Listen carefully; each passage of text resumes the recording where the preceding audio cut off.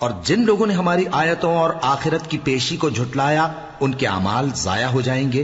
یہ جیسے عمل کرتے ہیں ویسا ہی ان کو بدلہ ملے گا. اور موسیٰ کے بعد ان کی قوم نے اپنے زیور سے ایک بچڑا بنا لیا. وہ ایک جسم تھا جس میں سے بیل کی آواز نکلتی تھی. ان لوگوں نے یہ نہ دیکھا کہ وہ نہ ان سے بات کر سکتا ہے اور نہ ان کو رستہ دکھا سکتا ہے. اس کو انہوں نے معبود بنا لیا اور اپنے حق میں ظلم کیا. اور جب وہ نادم ہوئے اور دیکھا کہ گمراہ ہو گئے ہیں تو کہنے لگے کہ اگر ہمارا پروردگار ہم پر رحم نہیں کرے گا اور ہم کو معاف نہیں فرمائے گا تو ہم برباد ہو جائیں گے. اور جب موسیٰ اپنی قوم میں نہایت غصے اور افسوس کی حالت میں واپس آئے تو کہنے لگے کہ تم نے میرے بعد بہت ہی برا کام کیا. کیا تم نے اپنے پروردگار کا حکم جلد چاہا؟ یہ کہا اور شدت غضب سے تورات کی تختیاں ڈال دی اور اپنے بھائی کا سر پکڑ کر اپنی طرف کھینچنے لگے. انہوں نے کہا کہ بھائی جان، لوگ تو مجھے کمزور سمجھتے تھے اور قریب تھا کہ قتل کر دیں، تو ایسا کام نہ کیجیے کہ دشمن مجھ پر ہنسیں اور مجھے ظالم لوگوں میں شامل نہ سمجھیے.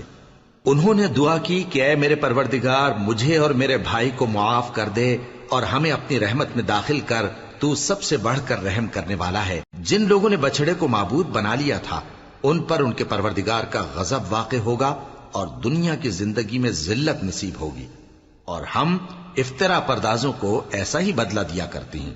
اور جنہوں نے برے کام کیے پھر اس کے بعد توبہ کر لی اور ایمان لے آئے تو کچھ شک نہیں کہ تمہارا پروردگار اس کے بعد بخش دے گا کہ وہ بخشنے والا مہربان ہے. اور جب موسیٰ کا غصہ ٹھنڈا ہوا تو تورات کی تختیاں اٹھا لیں اور جو کچھ ان میں لکھا تھا وہ ان لوگوں کے لیے جو اپنے پروردگار سے ڈرتے ہیں ہدایت اور رحمت تھی.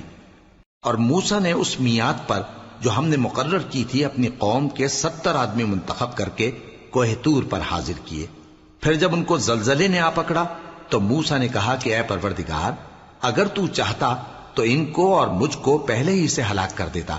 کیا تو اس فعل کی سزا میں جو ہم میں سے بے عقل لوگوں نے کیا ہے ہمیں ہلاک کر دے گا؟ یہ تو تیری آزمائش ہے. اس سے تو جس کو چاہے گمراہ رہنے دے اور جسے چاہے ہدایت بخشے. تو ہی ہمارا کارساز ہے، سو ہمیں ہمارے گناہ بخش دے اور ہم پر رحم کر. اور تو سب سے بہتر بخشنے والا ہے. اور ہمارے لیے اس دنیا میں بھی بھلائی لکھ دے اور آخرت میں بھی. ہم تیری طرف رجوع ہو چکے. فرمایا کہ جو میرا عذاب ہے اسے تو جس پر چاہتا ہوں نازل کرتا ہوں، اور جو میری رحمت ہے وہ ہر چیز کو شامل ہے.